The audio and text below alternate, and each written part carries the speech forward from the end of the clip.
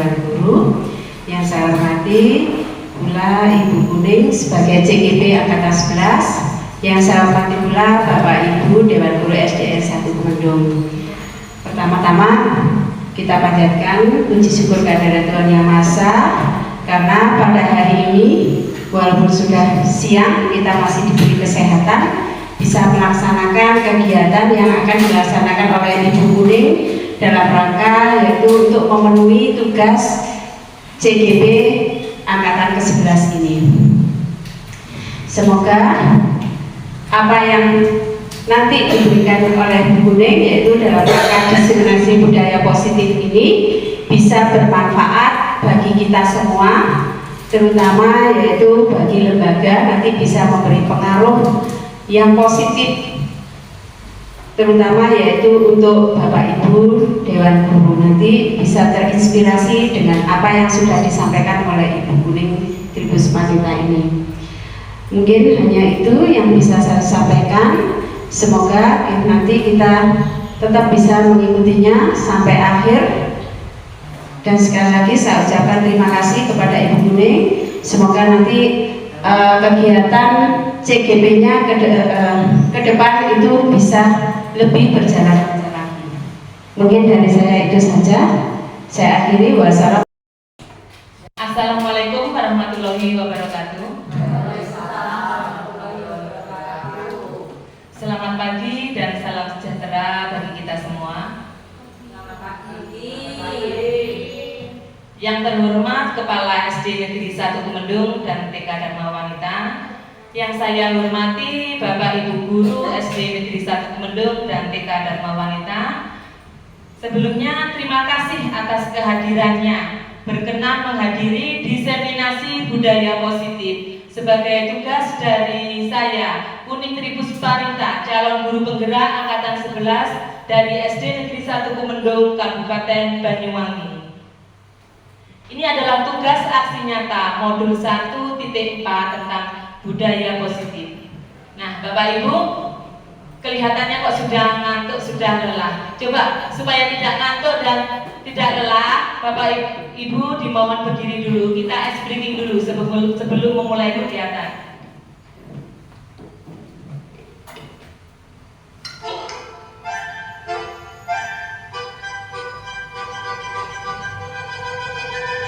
Five, four, 3, 2.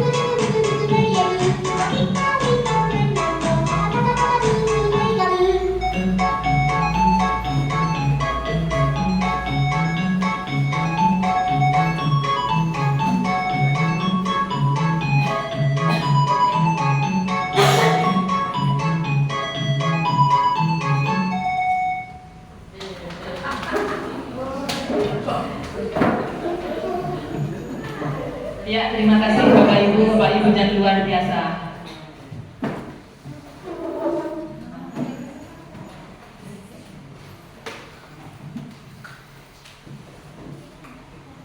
Budaya positif. Mungkin Bapak Ibu sudah ada yang pernah dengar istilah budaya positif? Ada yang sudah pernah dengar istilah budaya positif?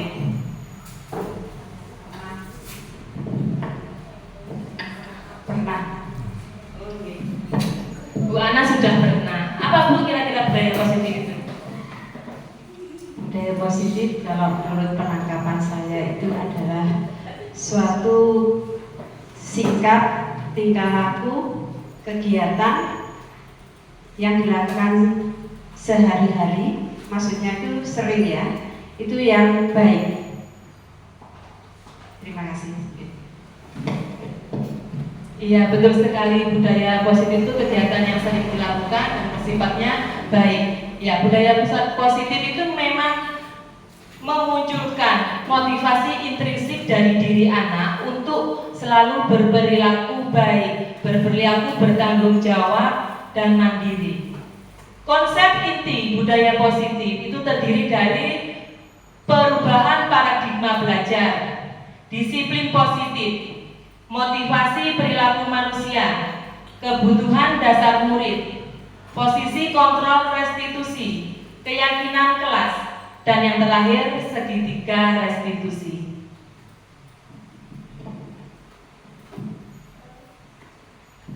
Berikutnya Pak. Ya, yang pertama itu perubahan paradigma. Di sini kita akan bermain cobalah bukan. Saya minta bantuannya 2 orang teman yang nantinya akan berperan sebagai teman A dan B. Tugas teman A adalah mengepalkan salah satu tangan, membayangkan bahwa Anda menyimpan sesuatu yang sangat berharga di dalam kepalan tangan Anda. Anda perlu menjaga benda tersebut sekuat tenaga karena begitu pentingnya untuk kehidupan Anda. Sedangkan tugas teman B adalah mencoba dengan segala cara untuk membuka kepalan tangan Anda.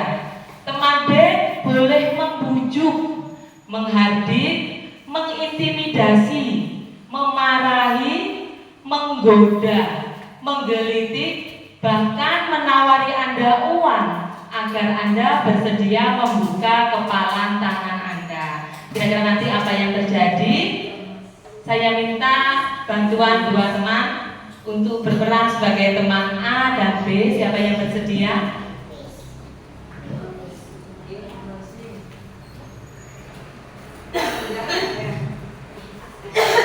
Siapa? Bu Indah? Ya, Bu Indah sama Bu Maria. Monggo. Monggo Bu Indah, Bu Maria. Bu Indah berperan sebagai teman A atau B? Oh, Bu Indah berperan sebagai teman A, berarti Bu Maria teman B.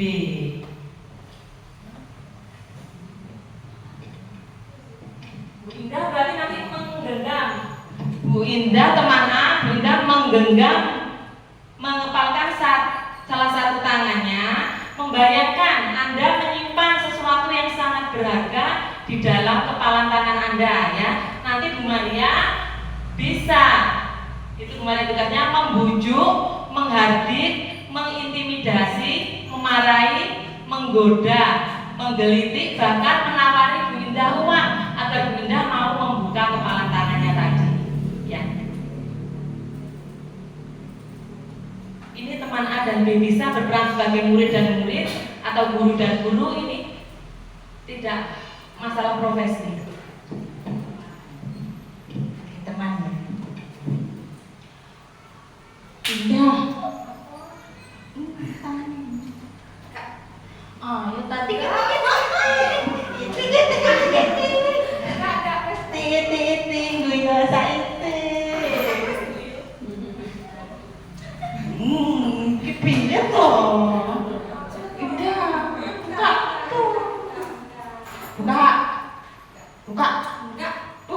buka.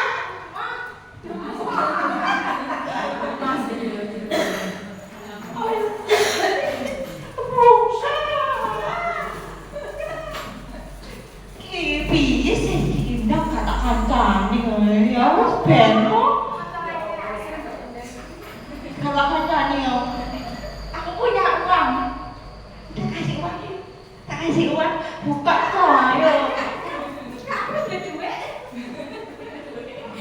Yo wis gak usah berteman wis, gak usah berteman.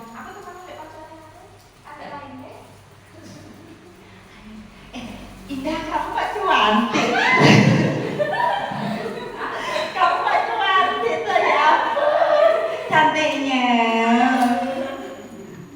Ayo buka ya, tolong buka.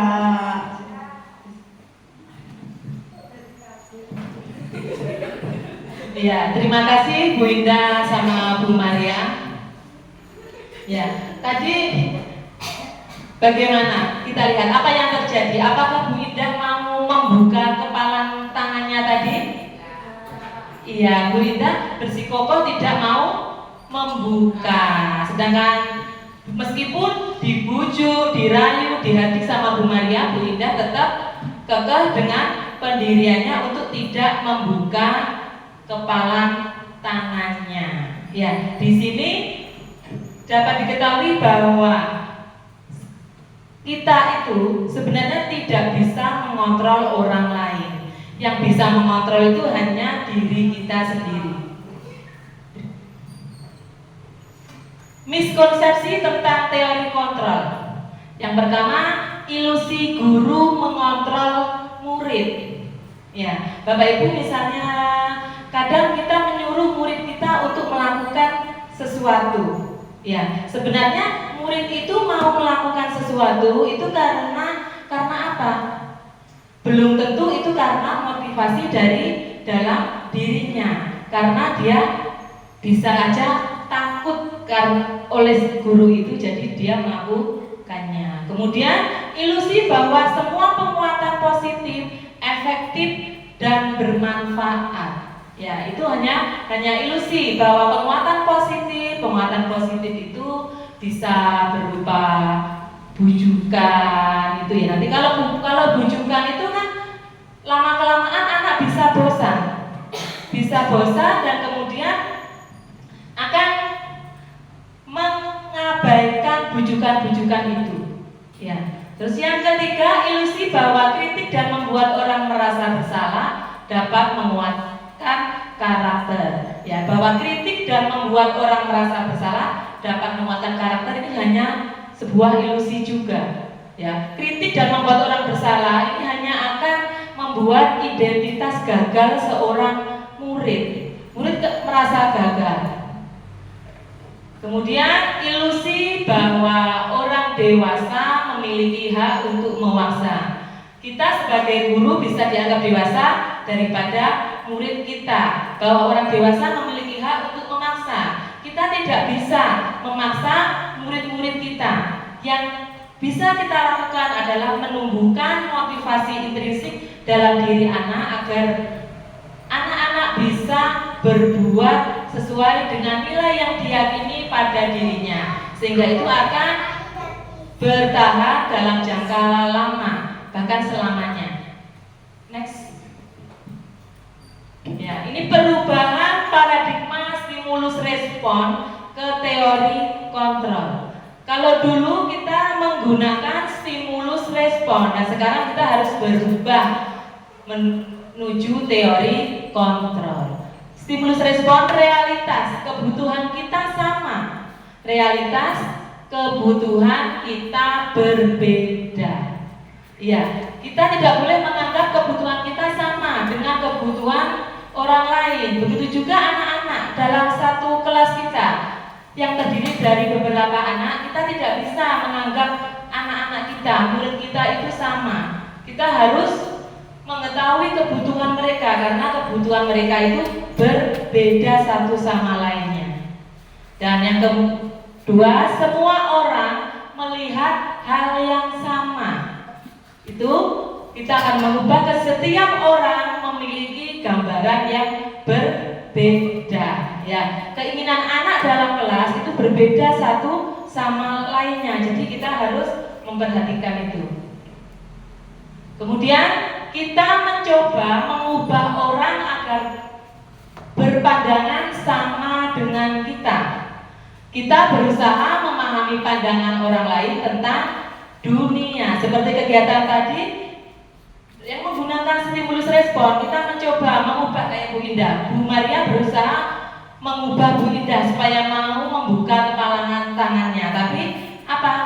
Tetap tidak bisa. Kita berusaha memahami pandangan orang lain tentang dunia. Kita harus memahaminya. Kemudian perilaku buruk dilihat sebagai suatu kesalahan. Ya, kalau dulu kita melihat anak melakukan kesalahan, mungkin guru-guru zaman dulu waktu zaman saya sekolah itu ya, itu pasti langsung menghukum, tidak menanyakan dulu apa alasannya anak melakukan kesalahan. Ya, semua perilaku memiliki tujuan. Jadi kita harus mencari tahu. Apabila anak melakukan kesalahan, kita harus mencari tahu apa alasan sebenarnya. Kemungkinan anak melakukan kesalahan itu karena gagal memenuhi kebutuhan dasarnya. Jadi kita cari tahu dulu. Orang lain bisa mengontrol saya, hanya Anda yang bisa mengontrol diri Anda. Ya, ini ada pada motivasi intrinsik, hanya Anda, hanya saya sendiri misalnya yang bisa mengontrol diri saya. Saya bisa mengontrol orang lain. Anda tidak bisa mengontrol orang lain. Ya, ini juga motivasi intrinsik. Pemaksaan ada pada saat bujukan gagal.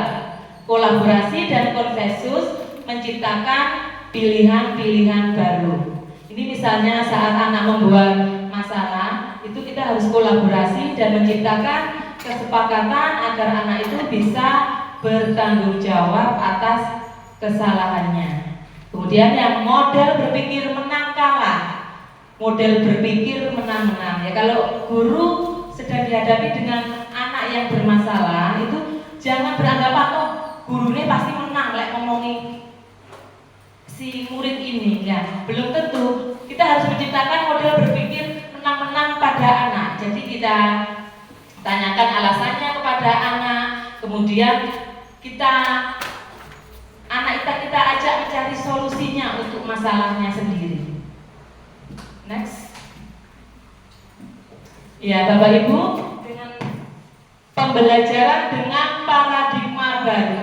Pembelajaran dengan paradigma baru sudah berbeda dengan pembelajaran pada zaman saya dulu waktu kecil ya. Pembelajaran dengan paradigma baru merupakan pembelajaran yang dirancang berdasarkan prinsip pembelajaran berdiferensiasi untuk mewujudkan profil pelajar Pancasila. Pembelajaran berdiferensiasi, mungkin sudah ada yang pernah menghadirkan pembelajaran berdiferensiasi untuk peserta didiknya. Bu Maria sudah pernah? Sudah. Kalau sudah pernah, bagaimana kira-kira pembelajaran berdiferensiasi itu, Bu? Di dalam pembelajaran berdiferensiasi di situ ada konten, proses, sama produk. Menurut Bu Maria ada konten, proses, dan produk. Mungkin Pak Nanang mau menambahkan? Terima kasih Bu Nita. Karena ini saya kan masih pertama untuk di tahun 100 semester ini untuk pembelajaran diferensiasi. Pembelajaran berdiferensiasi ini adalah bagaimana kita mampu menyajikan pembelajaran sesuai dengan kebutuhan belajar siswa. Jadi kenapa ciri khas dari berdiferensiasi itu adalah adanya namanya assessment dan analisis terkait dengan gaya belajar siswa. Jadi kita mampu benar-benar menyajikan pembelajaran sesuai dengan kebutuhan dan juga gaya belajar siswa. Karena setiap kelas itu berbeda-beda, makanya berdiferensiasi ini kita mampu menyajikan satu pembelajaran yang mampu mengakomodir seluruh kebutuhan dan gaya belajar siswa. Terima kasih. Ya, terima kasih Pak Nanang. Ya, pembelajaran berdiferensiasi itu menghadirkan pembelajaran, intinya ya menghadirkan pembelajaran yang berpusat pada siswa, pada murid, pada anak ya. Dimana anak dalam satu kelas tadi kan mempunyai kebutuhan yang berbeda. Jadi guru harus menghadirkan pembelajarannya juga sesuai dengan kebutuhan mereka. Tidak bisa mengajar satu kelas dengan satu cara pengajaran untuk anak-anak. Jadi kita harus membuatnya berbeda sesuai kebutuhannya. Yaitu untuk mewujudkan profil pelajar Pancasila. Profil pelajar Pancasila itu ada berapa dimensi, Bapak Ibu? Ada? Oh iya Bu Indah, benar sekali, ada 6 dimensi. Yang pertama, beriman, bertakwa, dan berakhlak mulia. Yang kedua,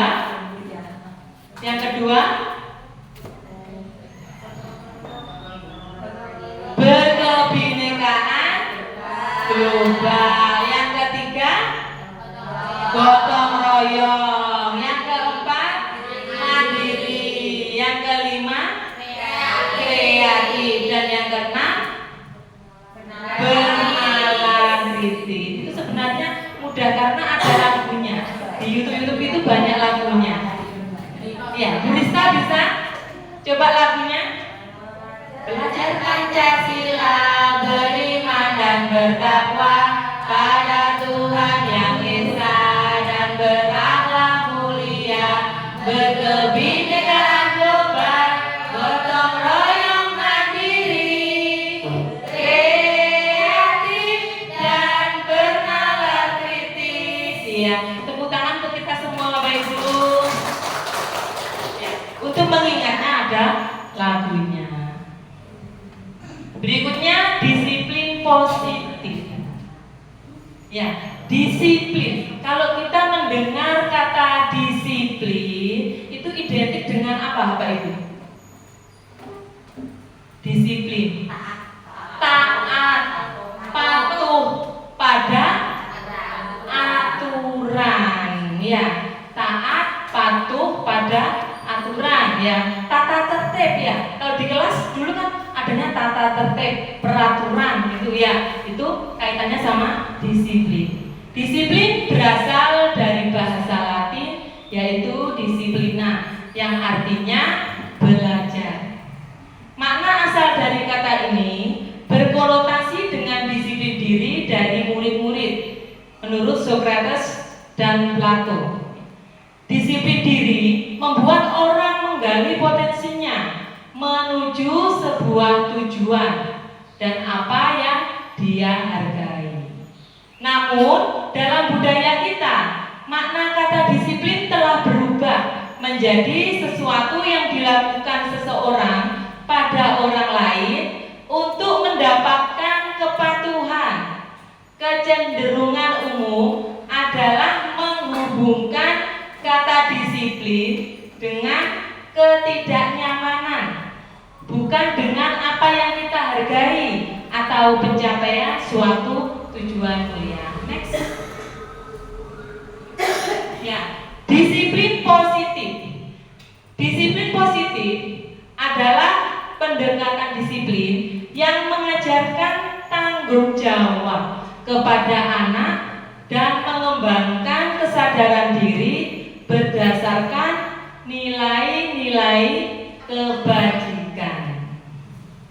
Disiplin positif lebih fokus pada disiplin diri yang memungkinkan siswa mengontrol tindakan mereka sendiri.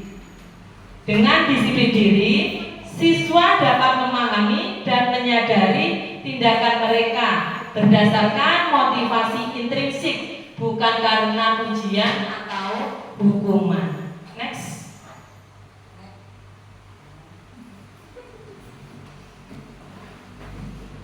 Disiplin diri yang dimunculkan dalam disiplin positif itu kaitannya sama nilai-nilai kebajikan universal. Nilai kebajikan adalah sifat-sifat positif manusia yang merupakan tujuan mulia yang ingin dicapai setiap individu. Menurut Diane Gosser 1998, dengan mengaitkan nilai-nilai kebajikan yang diyakini seseorang, maka motivasi intrinsiknya akan terbangun sehingga menggerakkan motivasi dari dalam untuk dapat mencapai tujuan mulia yang diinginkan. Next.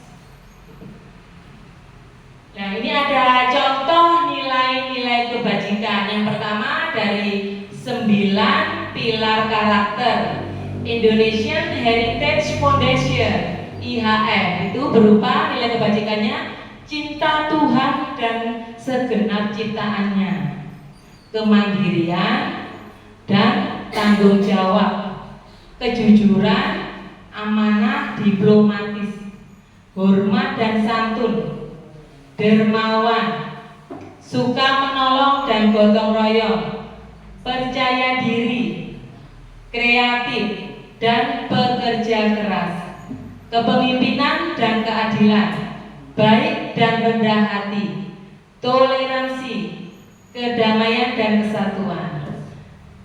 Yang selanjutnya, petunjuk seumur hidup dan keterampilan hidup, lifelong guidelines and life skill, keterampilan hidup, dapat dipercaya, lurus hati, pendengar yang aktif, tidak merendahkan orang lain, memberikan yang terbaik dari diri.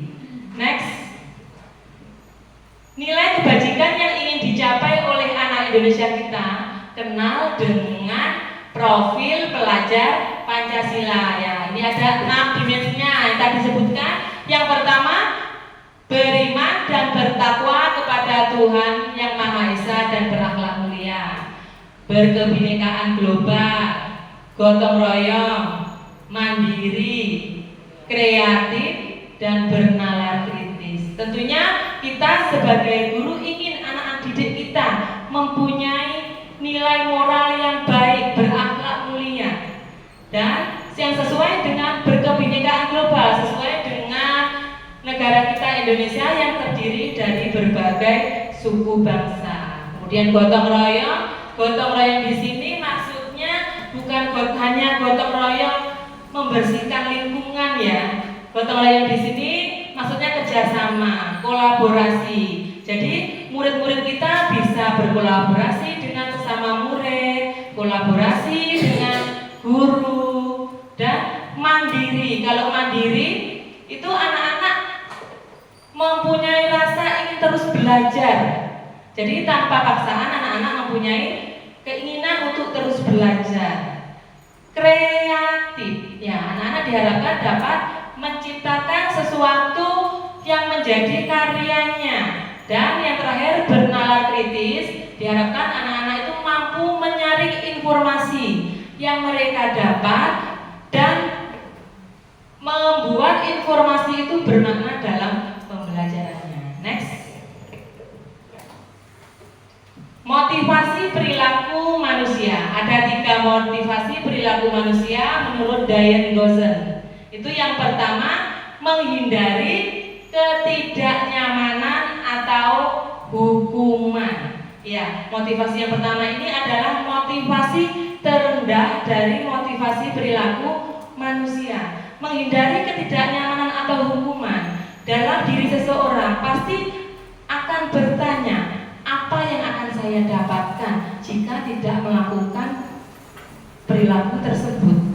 Ya, jadi ini merupakan motivasi ekstrinsik. Motivasi ekstrinsik itu hanya motivasi yang dari luar, tidak akan hanya bertahan dalam jangka pendek saja, tidak bertahan dalam jangka lama.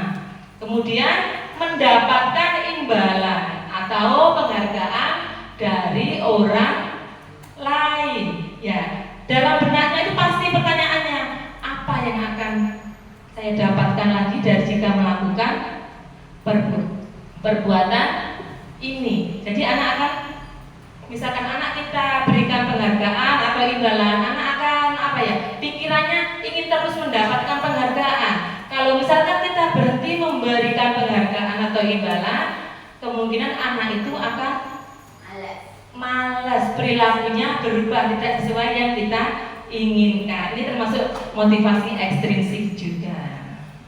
Dan yang ketiga, menjadi orang yang mereka inginkan dan menghargai diri sendiri dengan nilai yang dipercaya. Ini termasuk motivasi intrinsik yang diharapkan ada dalam disiplin positif. Next.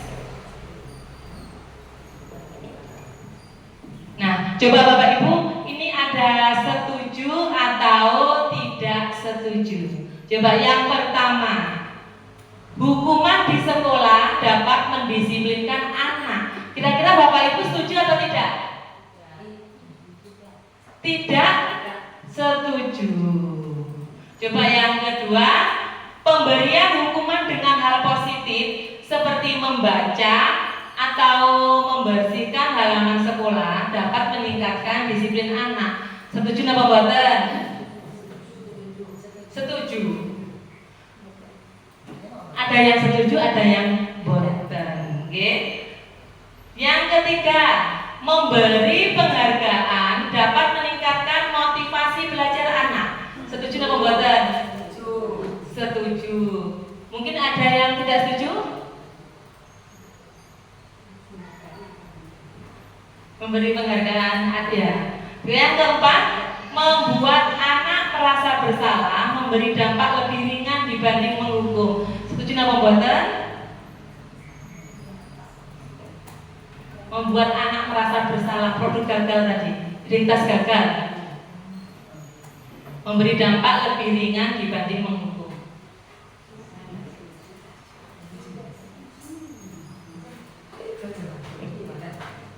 Gimana? Tidak setuju atau setuju?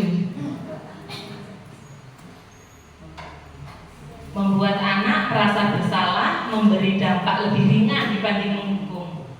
Kalau anak sudah merasa bersalah, apa itu lebih ringan dibanding menghukum? Setuju. Setuju. Oh, ini setuju. Next. Ya, dihukum oleh penghargaan ya. Bahwa penghargaan itu berlaku sama dengan hukuman.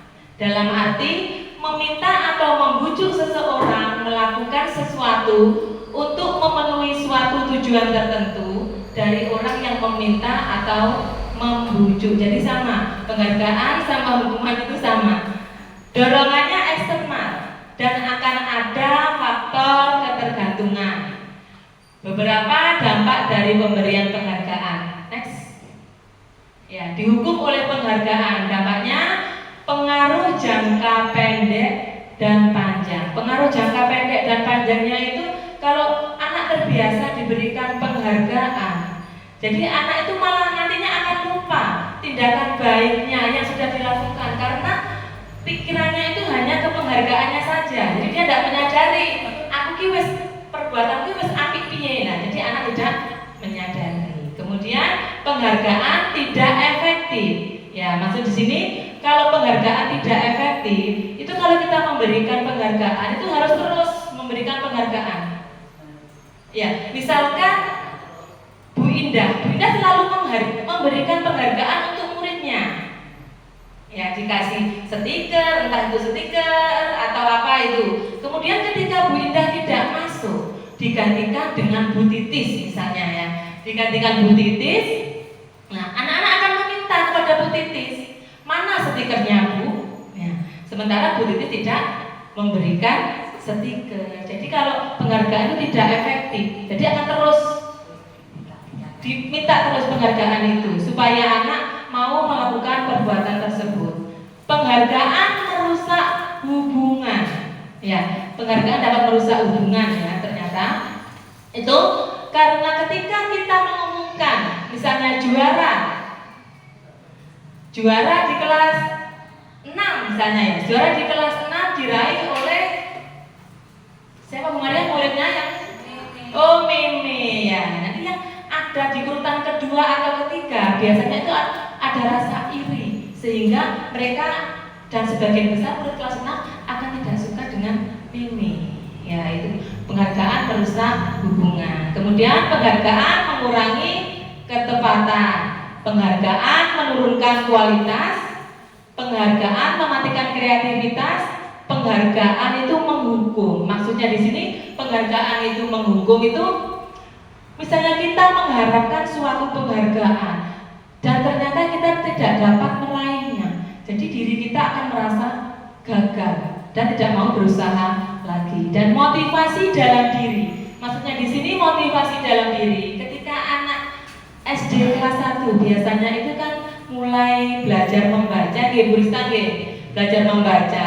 Itu ketika dia berusaha membaca, dapat mengucapkan satu kata, biasanya akan matanya berbinar. Anak itu merasa senang dia sudah bisa membaca. Rasa senangnya sendiri ini sebenarnya sudah penghargaan dari dalam diri anak tersebut.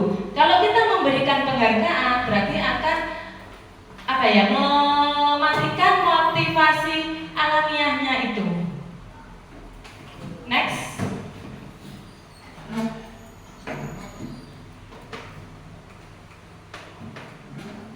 Nah, kalau penghargaan tadi kira-kira juga menghukum. Lalu dengan apa kita memberikan sesuatu kepada anak-anak yang perilakunya sudah baik? Itu yaitu dengan apa?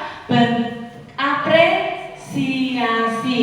Bentuk program kebajikannya itu apresiasi. Dalam memberikan apresiasi atau pengakuan perlu diingat beberapa hal. Yang pertama, beri pengakuan secara khusus.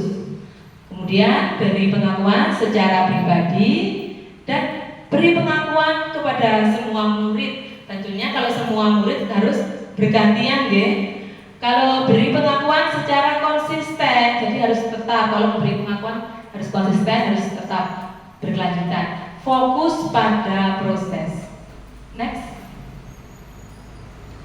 Contoh pengakuan atau apresiasi kebajikan ini bisa dengan pembuka, nilai kebajikan, dan dilihat dari situasinya. Misalnya, kemarin saya perhatikan, bisa sebut siapa, nama siswanya, rasa empatimu besar sekali pada saat menolong murid baru di kelas kita.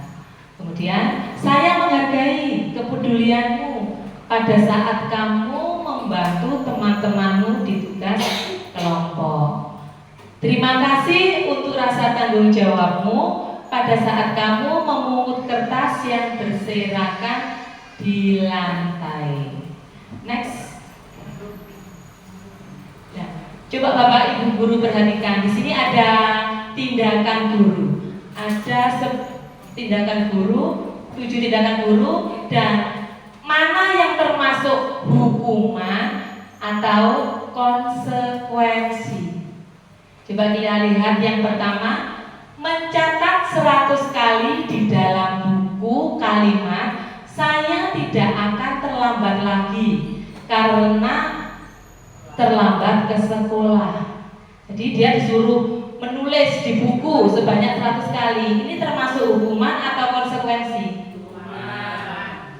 Ya, hukuman. Yang kedua, lari mengelilingi lapangan basket 2 kali karena terlambat hadir di sekolah. Hukuman. Coba kita simpan dulu jawabannya, ya. Yang ketiga, murid diminta untuk push up 15 kali karena tidak menggunakan masker ke sekolah. Ya, simpan dulu, kita simpan jawabannya. Yang keempat, menggantikan kertas tugas teman yang telah dicoret-coret. Konsekuensi. Yang kelima, membersihkan tumpahan air di meja tulis karena tersenggol pada saat belajar. Ya, yang keenam, meminta murid tidak mengenakan sepatu seharian di sekolah karena tidak mengenakan sepatu hitam. Hukuman. Yang ketujuh terakhir, lari mengelilingi lapangan basket 2 kali karena terlambat 10 menit saat pelajaran PJOK. Coba kita lihat jawabannya. Next. Ya, yang pertama mencatat 100 kali itu hukuman. Ya, betul Bapak Ibu. Yang kedua, lari mengelilingi lapangan basket 2 kali karena terlambat hadir. Hukuman. Ya, betul. Yang ketiga, hukuman. Ya, murid diminta untuk push up 15 kali itu hukuman. Yang keempat, menggantikan kertas tugas itu konsekuensi. Yang kelima, membersihkan tumpahan air juga konsekuensi. Yang keenam, meminta murid tidak mengenakan sepatu itu hukuman. Dan yang terakhir 7, lari mengelilingi lapangan basket 2 kali karena terlambat 10 menit saat pelajaran PJOK. Ya, saat pelajaran PJOK. Jadi itu adalah konsekuensi. Next. Ibu, hukuman itu merupakan identitas gagal. Ya, di situ tidak ada motivasi untuk mendisiplinkan ya. Di situ hukuman itu sesuatu yang menyakitkan harus terjadi kalau hukuman. Tidak nyaman untuk murid atau anak untuk jangka waktu panjang. Korban itu memang mendapatkan keadilan. Murid atau anak akan tersakiti. Ya, kalau konsekuensi dan restitusi itu ada motivasi untuk mendisiplin di sini. Kalau konsekuensi sesuatu harus terjadi. Tidak nyaman untuk murid atau anak untuk jangka waktu pendek. Korban bisa diabaikan. Murid atau anak dibuat tidak nyaman. Kalau restitusi merupakan pilihan menguatkan untuk murid atau anak dalam jangka waktu panjang. Korban mendapatkan ganti kalau direstitusi. Murid atau anak mendapatkan penguatan. Next. Masih lanjutannya itu yang hukuman tadi, ya yang sebelah kiri hukuman, tengah apa ya Bapak Ibu? Konsekuensi, dan yang paling kanan adalah restitusi. Ya, kalau hukuman itu perilaku pasif agresif meningkat. Sistem tidak akan berjalan bila murid tidak takut. Berlaku hanya pada sebuah institusi, tidak berlanjut pada kehidupan nyata. Peraturannya adalah harus, jadi lebih keras di hukuman itu. Murid atau anak membenci peraturan, jadi kesannya negatif kalau hukuman itu. Kalau konsekuensi, penguatan hanya bertahan dalam jangka waktu pendek, memerlukan monitoring dan supervisi terus-menerus dari guru, membantu penerapan mengikuti peraturan dalam masyarakat. Apa peraturannya? Mampukah kamu melakukannya? Terima kasih. Murid atau anak menghormati peraturan, kesannya netral. Dan kalau restitusi, masalah terpecahkan. Murid belajar bertanggung jawab untuk perilakunya. Fokus pada pemecahan masalah dalam jangka waktu panjang. Apa yang kamu yakini, apa yang bisa kamu lakukan untuk memperbaiki masalah ini jika terjadi kesalahan pada murid. Murid atau anak menghormati dirinya dan orang lain, kesannya positif untuk restitusi. Dan restitusi ini diharapkan bagi semua Bapak Ibu guru untuk menyelesaikan masalah ketika anak didik kita berbuat sesuatu yang tidak baik di sekolah. Next. Apa itu restitusi? Restitusi adalah proses menciptakan kondisi bagi murid untuk memperbaiki kesalahannya sehingga mereka dapat kembali ke kelompok mereka dengan karakter yang lebih kuat. Jadi murid tidak akan merasa gagal atau malu kembali ke kelompoknya setelah melakukan kesalahan. Restitusi juga merupakan proses kolaboratif yang mengajarkan murid untuk mencari solusi atas masalah mereka dan membantu murid untuk berpikir ingin menjadi orang seperti apa mereka, tujuan mulianya, dan bagaimana mereka memperlakukan orang lain. Next.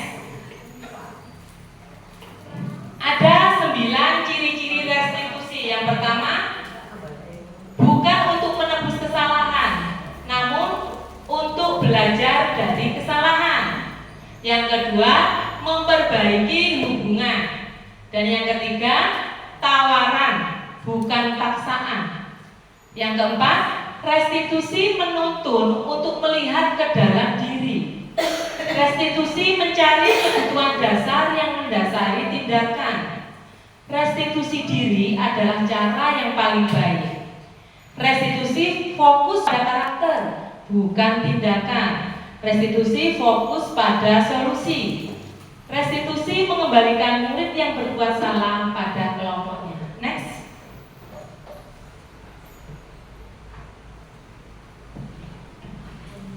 Nah, Bapak Ibu, tadi saya sudah mengatakan anak itu melakukan kesalahan itu karena apa tadi? Gagal memenuhi kebutuhan dasarnya. Kebutuhan dasar manusia itu ada 5. Yang pertama bertahan hidup, kasih sayang dan rasa diterima, kebebasan, kesenangan, dan penguasaan. Next. Semua perilaku memiliki tujuan dalam memenuhi kebutuhan dasar manusia. Yang bertahan hidup itu untuk keselamatan, keamanan, kesehatan, memiliki keturunan, itu yang bertahan hidup. Yang kasih sayang dan diterima, keanggotaan, keterhubungan, untuk kesenangan, hiburan, kegembiraan, tertawa, belajar, itu kesenangan. Kalau penguasaan biasanya prestasi, kompetisi, pengaruh.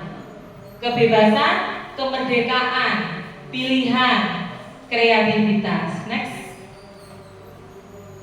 Ya, ini disajikan sebuah kisah Bimo, Bapak Ibu. Coba kita perhatikan. Bimo seorang anak TKB. Ya. Di TK-nya Bu Sulama ada namanya Bimo? Ada. Oh, kebetulan ada ya. Tapi coba kita lihat kasusnya sama apa enggak dengan ini ya.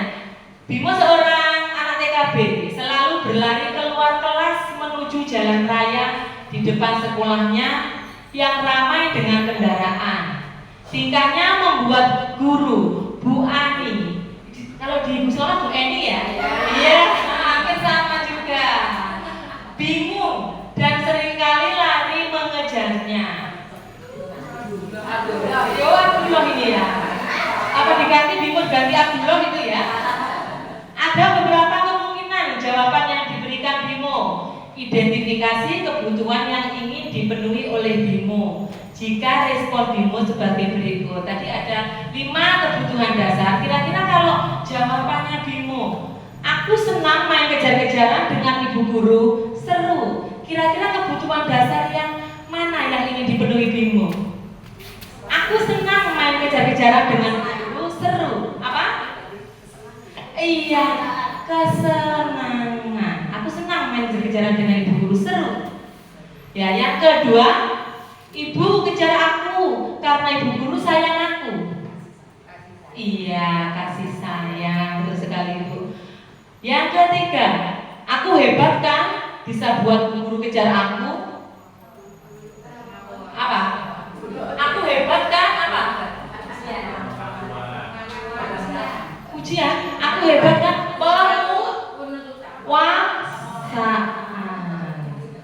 penguasaan. Dan yang keempat, aku bosan belajar mewarnai terus di dalam kelas Bu. Nah ini apa? Aku bosan. Kebebasan, ya benar sekali. Ya, jadi perilaku anak yang kita anggap salah, kita harus tahu, kita harus berusaha mencari tahu dulu apa penyebab anak itu melakukan kesalahan. Next.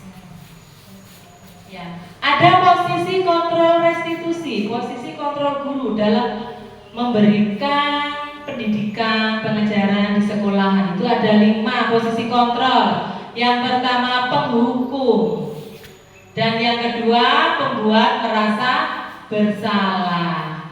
Yang ketiga teman, yang keempat pemantau, dan yang kelima manajer. Bapak Ibu masih semangat? Coba kalau masih semangat berdiri dulu, coba Bapak Ibu berdiri supaya kelihatan semangat. Masih ingat semangatnya Gasim itu? Ya nanti kalau saya bilang semangat 1 kali semangat. Gitu nggih? Iya, enggak tepuk tangan. Enggak pakai tepuk tangan Bu Eni. Ya, coba. Semangat 1 kali. Semangat. Semangat 2 kali. Semangat. Iya, terima kasih Bapak Ibu. Ternyata masih semangat. Bisa saya lanjut? Bisa. Next. Ya, tadi ada 5 posisi kontrol yang penghukum, membuat orang merasa bersalah, teman, pemantau, dan manajer.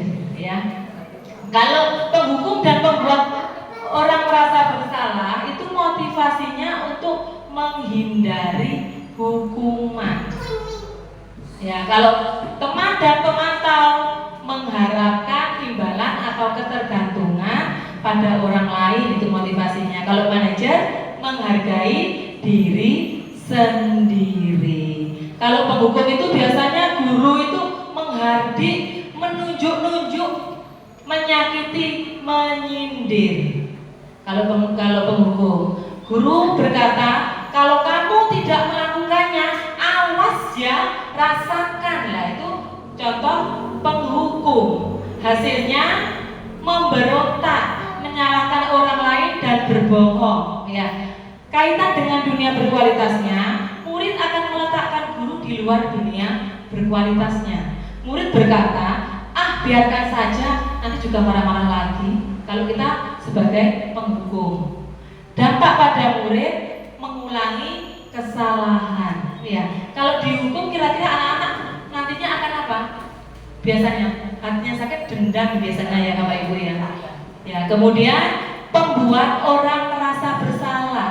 Itu biasanya guru itu berceramah mengatakan seharusnya ibu kecewa dengan sikapmu atau dan seterusnya ya. Seharusnya kamu sudah tahu, ibu lelah sekali mengatakannya, ibu stres ya. Itu kalau guru sebagai pembuat orang merasa bersalah ya. Menyembunyikan, menyangkal, berbohong. Murid meletakkan guru di dalam dunia berkualitasnya. Murid akan berkata, maafkan saya. Dan dampaknya pada murid akan merasa rendah diri.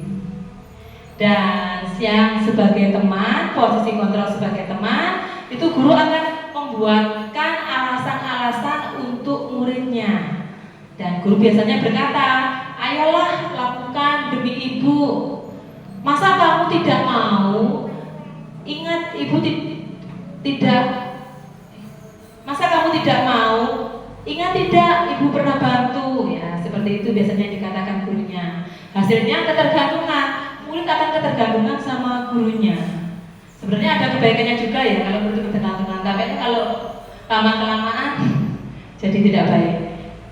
Kaitan dengan dunia berkualitas, murid meletakkan guru sebagai orang yang sangat penting di dunia berkualitas. Dan murid biasanya berkata, saya pikir bapak atau ibu teman saya, ternyata begitu. Dan dampak bagi murid, lemah. Murid tidak mandiri dan tergantung. Dan yang keempat itu adalah pemantau. Kalau pemantau itu biasanya guru itu menghitung, mengukur. Dan guru berkata, apa peraturannya? Apa konsekuensinya? Itu kalau guru sebagai pemantau. Hasilnya menyesuaikan diri. Bila diawasi guru, murid itu akan berperilaku sesuai keinginan guru. Tapi kalau tidak ada gurunya, biasanya kembali lagi ke mode awal. Terus kaitannya dengan dunia berkualitas, murid meletakkan guru, peraturan dan hukum di dunia berkualitas. Murid berkata, berapa banyak bintang yang harus saya peroleh, berapa halaman yang harus saya tulis. Dampaknya pada murid menitik beratkan pada konsekuensi atau hadiah untuk dirinya. Dan yang terakhir, posisi manajer. Itu guru akan mengajukan pertanyaan-pertanyaan kalau murid melakukan kesalahan. Apa yang kita yakini? Apa yang bisa kau kerjakan untuk memperbaiki masalah ini? Dan hasilnya menguatkan pribadi murid. Murid meletakkan dirinya sebagai individu yang positif dalam dunia berkualitas. Murid berkata, bagaimana caranya saya bisa memperbaiki keadaan. Dan yang terakhir, dampaknya itu mengevaluasi diri, bagaimana cara memperbaiki diri. Kira-kira Bapak Ibu ada di posisi mana ketika mengajar atau mendidik anak-anak? Di posisi mana yang sering sekali? Penghukum, iya. Ya, kalau penghukum itu termasuk di antara kelima ini kelihatan kejam, memang kejam ya penghukum ya. Itu karena supaya anak biar kapok atau gimana Bu? Kok penghukum itu, Bu Indah? Biar anak-anak itu lebih disiplin lagi dan tidak mengulangi. Terima kasih Bu Indah. Katanya Bu Indah kalau dihukum anak-anak itu biar disiplin tidak mengulangi. Apakah kenyataannya anak-anak tidak mengulangi Bu Indah? Oh, kenyataannya anak-anak mengulanginya, berarti tidak efisien ya. Yang diharapkan dari seorang guru itu adalah posisi manajer. Iya, betul sekali Bu Indah. Posisi manajer. Next. Ya, ini ada pernyataan Bapak Ibu dari siapa yang mengatakan, tentunya guru tadi.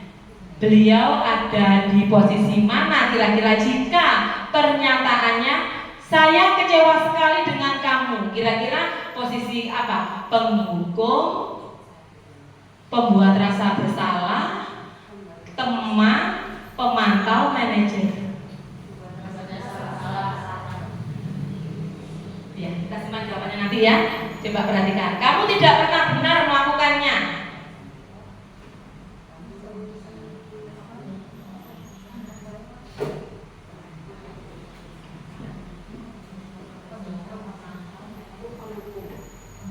Apakah kamu mau mendapatkan stiker bintang hari ini? Ayolah lakukan demi ibu bapak. Bagaimana kamu bisa menyelesaikan masalah ini?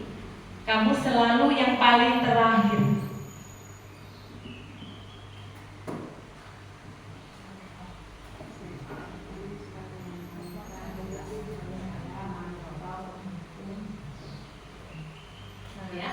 Ya, biar tidak bingung lagi. Next, Pak Nana. Ya, siapa yang mengatakan dari saya kecewa sekali dengan kamu, itu adalah pembuat merasa bersalah. Dan kamu tidak pernah benar melakukannya. Itu kejam itu Bu. Itu penghukum. Ayolah lakukan demi ibu atau bapak. Itu biasanya sebagai teman. Apakah kamu mau mendapatkan stiker bintang hari ini? Iya, itu pemantau. Bagaimana kamu bisa menyelesaikan masalah ini? Manajer. Kamu selalu yang paling terakhir. Yaitu penghukum. Next. Nah, coba perhatikan video ini. Kira-kira ibu gurunya ini ada di posisi mana? Coba kita perhatikan. Selamat pagi Bu. Wah, sudah jam berapa ini nak? Terlambat lagi ya sayang. Iya Bu, habis ibu saya lupa bangunkan saya Bu. Kamu malah menyalahkan ibu kamu. Kamu bukannya anak yang larinya paling kencang. Kok terlambat sih? Iya Bu, saya memang terlambat bangun tadi. Jadi biarpun saya lari kencang, tetap gak kekejar Bu. Ya sudah sana. Nanti lain kali larinya lebih kenceng lagi ya. Biar gak terlambat lagi. Bikin senang ibu demi ibu. Bisa kan? Bisa lah Bu. Ya sudah sana masuk kelas. Ibu beresin urusan absen kamu. Kamu ini ada-ada saja.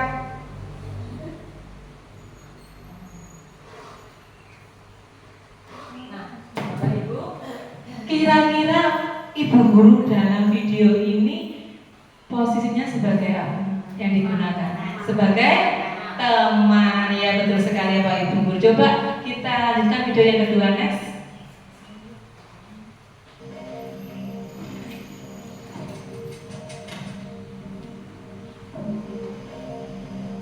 Naren!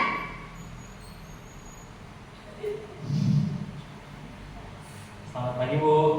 Naren, kamu kenapa terlambat lagi nak? Ya Tuhan Naren, kamu senang ya bikin ibu susah ya? Kalau kamu terlambat lagi, nanti ibu yang ditegur bapak kepala sekolah nak. Disangka ibu tidak bisa membina kamu. Duh, gimana ini?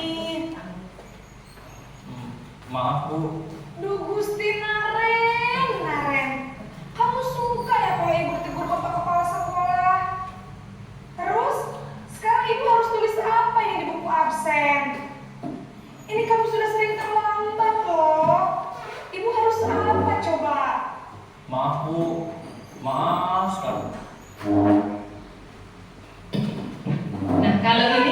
apa gurunya?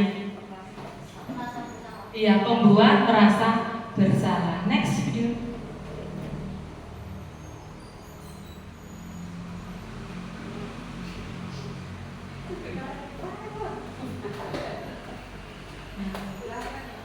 Naren!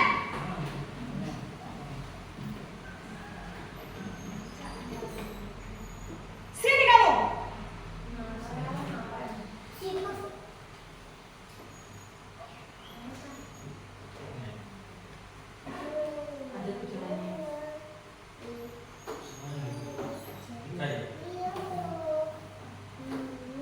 Naren! Sini kamu! Selamat pagi, Bu. Selalu terlambat. Kamu deh, pasti terlambat. Maaf, Bu. Saya Apa? Apa coba? Alasan kamu apa lagi? eh, Kapan sih kamu tidak terlambat? Malas sekali ya kamu jadi anak. saya Dasar pemalas. Gak kapok-kapok sih kamu. Sudah berapa kali terlambat? Sana, kamu keliling lapangan basket 2 kali. kenapa saya harus keliling lapangan basket, Bu? Kenapa? Kamu melawan ibu. Berani-beraninya jawab. Sudah terlambat, masih berani jawab pula. Sekarang, keliling lapangan basket 5 kali sekalian. Biar kapok. Cepat. Pergi sana ke lapangan basket. Nah, di sini posisinya sebagai penghukum ya.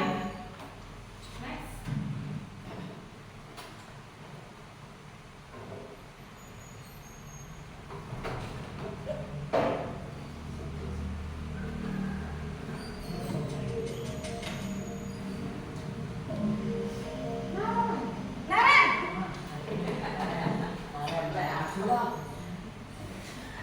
Selamat pagi, Bu.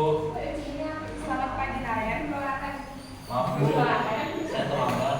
Iya, sekolah masuknya jam 7, sekarang sudah jam 7.20.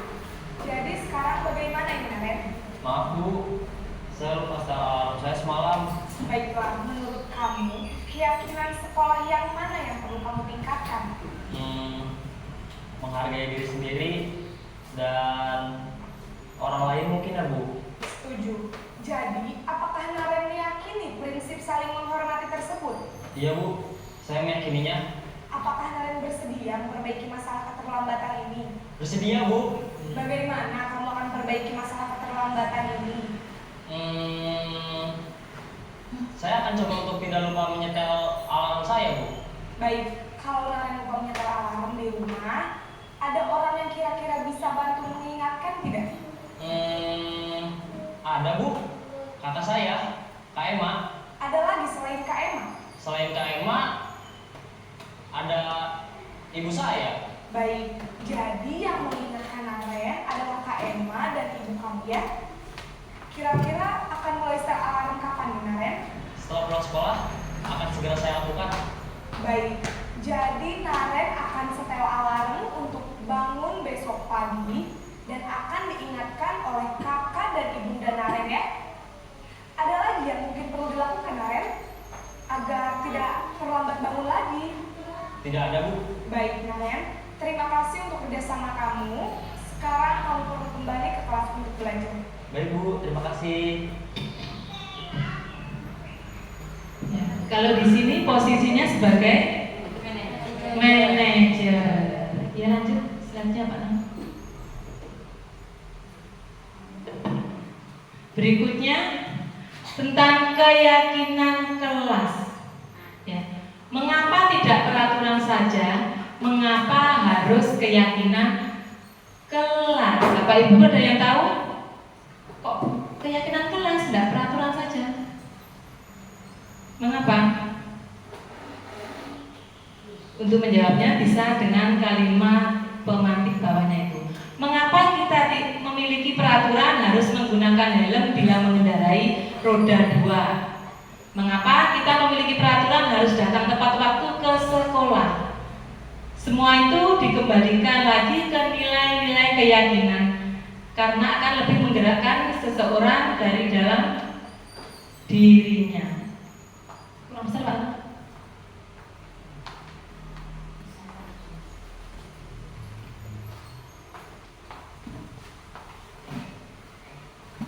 Ya.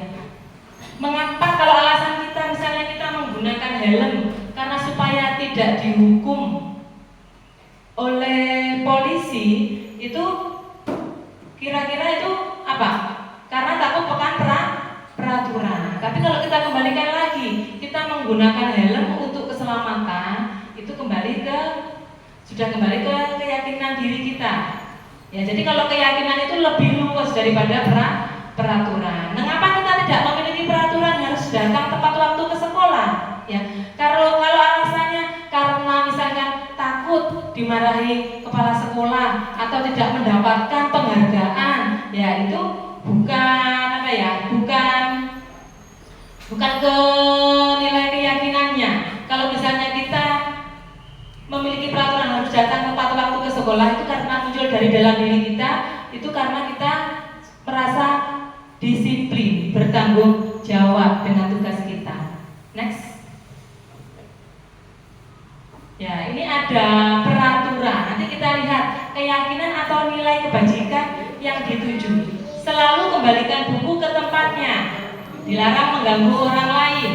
Hadir di sekolah 15 menit sebelum pembelajaran dimulai. Dilarang melakukan kekerasan. Dilarang menggunakan narkoba. Bergantian atau menunggu giliran. Gunakan masker. Jangan berlari di kelas atau koridor. Ini keyakinan kelas atau nilai kebajikan yang dituju. Coba kita lihat langsung mana. Next. Ya, kalau selalu kembalikan buku ke tempatnya, itu nilai kebajikan yang dituju adalah tanggung jawab. Kalau peraturannya dilarang mengganggu orang lain, itu nilainya menghormati orang lain. Hadir di sekolah 15 menit sebelum pembelajaran dimulai, itu disiplin, komitmen. Dilarang melakukan kekerasan, cinta damai, keamanan. Dilarang menggunakan narkoba, kesehatan. Bergantian atau menunggu giliran, menghormati orang lain. Gunakan masker, itu kesehatan. Jangan berlari di kelas atau koridor, itu untuk keselamatan. Jadi dari peraturan itu kita lihat nilai kebajikan yang dituju di situ apa. Next. Pembentukan keyakinan sekolah atau kelas. Keyakinan kelas bersifat lebih abstrak daripada peraturan yang lebih rinci dan konkret. Keyakinan kelas berupa pernyataan-pernyataan universal. Pernyataan keyakinan kelas senantiasa dibuat dalam bentuk yang positif. Keyakinan kelas hendaknya tidak terlalu banyak sehingga mudah diingat oleh murid kita atau semua warga kelas. Keyakinan kelas sebaiknya sesuatu yang dapat diterapkan di lingkungan tersebut. Semua warga kelas hendaknya ikut berkontribusi dalam pembuatan keyakinan kelas lewat kegiatan curah pendapat. Dan yang terakhir, bersedia meninjau kembali keyakinan kelas dari waktu ke waktu. Mungkin ada keyakinan kelas yang perlu diperbarui. Next. Ya, Bapak Ibu, dari peraturan kelas tadi itu akan kita ambil nilai kebajikannya, dibuat keyakinan kelas untuk menciptakan lingkungan positif, dan akhirnya lingkaran yang paling besar terciptalah budaya positif di sekolah. Next. Next. Nah, yang berikutnya segitiga restitusi ya. Segitiga restitusi adalah suatu proses dialog yang dijalankan oleh seorang guru atau orang tua agar murid menjadi mandiri dan bertanggung jawab. Ya, posisi dialog ini terdiri dari 3 langkah. 3 langkah ini yang digambarkan dalam sisi-sisi dari segitiga yang menstabilkan identitas, validasi tindakan yang salah, dan yang terakhir menanyakan keyakinan. Next. Sisi yang pertama, menstabilkan identitas ya. Itu ketika anak berbuat kesalahan, untuk membuat anak yang merasa gagal karena berbuat salah menjadi positif terhadap dirinya. Guru bisa berkata, berbuat salah itu hal yang manusiawi. Tidak ada manusia yang sempurna. Bapak atau ibu juga pernah buat salah. Kita pasti bisa menyelesaikan permasalahan ini. Bapak atau ibu tidak tertarik untuk mencari tahu siapa yang salah, tapi lebih tertarik untuk mencari solusi dari masalah ini.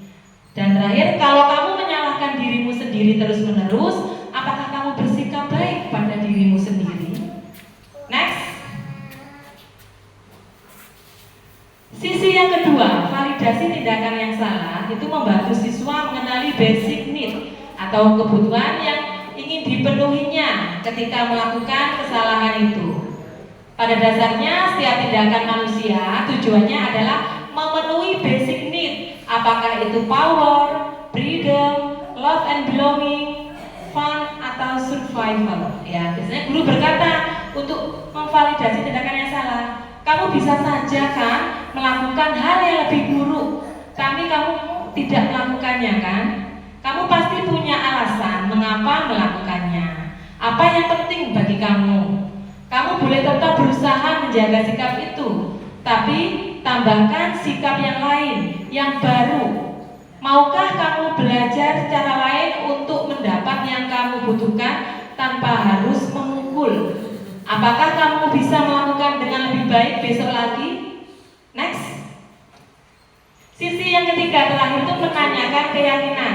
Anak melihat kesalahannya dihubungkan dengan norma sosial dan nilai-nilai yang mendasari manusia berinteraksi dengan orang lain. Biasanya guru berkata, apa nilai yang kita percaya di sekolah kita? Nilai-nilai universal apa yang telah kita sepakati? Kelas yang ideal itu seperti apa sih? Kamu ingin jadi anak seperti apa? Apa yang kamu rasakan? Ketika kamu melakukan itu, kamu menjadi orang yang seperti apa? Next. Nah, Bapak Ibu, dari semuanya itu, ini penerapan budaya positif yang ada di SD Negeri 1 Kumendung, yaitu pembiasaan 5S. Senyum, salam, sapa, sopan, dan santun. Ini tidak semua yang saya masukkan, hanya beberapa saja. Kemudian next. Pembuatan keyakinan kelas. Ya, siswa menuliskan keyakinannya dan menempelkan di kertas plano. Next.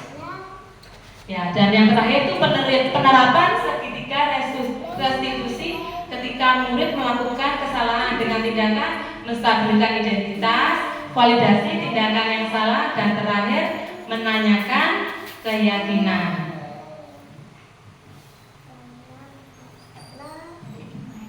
Next.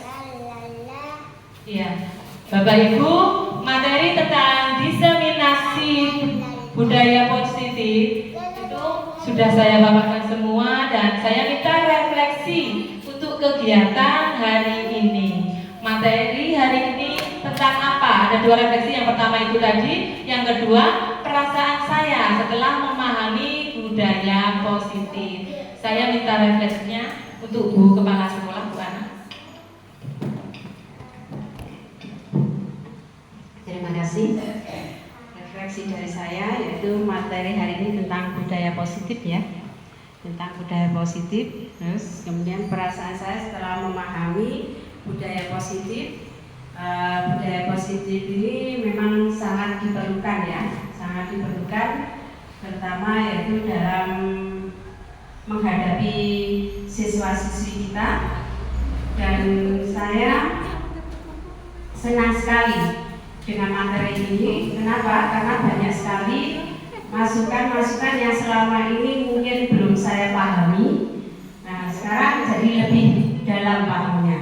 Karena di situ dari budaya positif yang Bu Kuning sampaikan ini banyak sekali yang bisa diterapkan nanti di kegiatan Bapak Ibu, terutama saya, dalam menghadapi putra-putri kita atau siswa-siswi kita. Semoga ke depan dari budaya positif ini bisa menjadikan anak-anak itu menjadi anak-anak yang kuat dalam artian bertanggung jawab dan meningkatkan disiplin sehingga menghasilkan nanti anak-anak yang betul-betul berkualitas.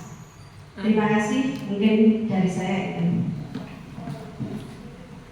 Terima kasih Bu Ana atas refleksinya. Mungkin ada dari guru lain, Bu Maria, refleksi hari ini, atau Bu Rista?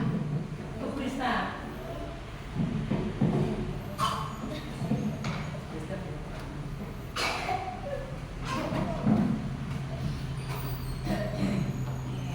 Dari hari ini tentang budaya positif yang disampaikan oleh Bu Rista, saya sangat senang sekali. Terutama tadi ya mengenai untuk mengalihkan perasaan dari siswa-siswi, kemudian tentang hukuman, maknanya apa itu hukuman, kemudian menjadikan apa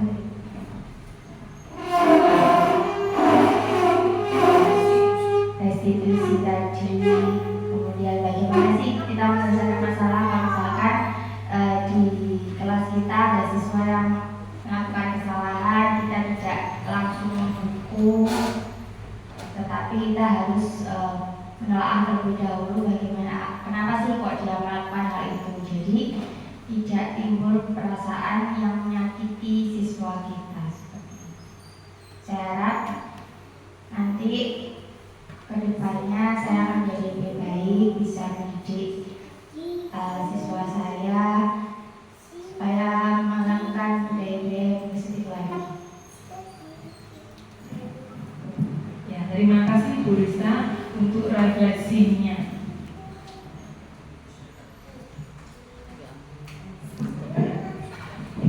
Nah, Bapak Ibu, akhirnya kita sudah menyelesaikan diseminasi budaya positif untuk hari ini. Saya berharap kita menjadi pendidik yang terus mau belajar untuk sepanjang hayat, karena kita akan mendidik, menuntun anak didik kita sesuai kodratnya, itu kodrat alam dan kodrat zaman, ya. Kita awali perubahan sedikit demi sedikit demi kebaikan kita semua, demi meningkatkan pendidikan kita yang lebih berkualitas lagi. Saya akhiri, wassalamualaikum warahmatullahi wabarakatuh. Selamat siang dan salam sejahtera.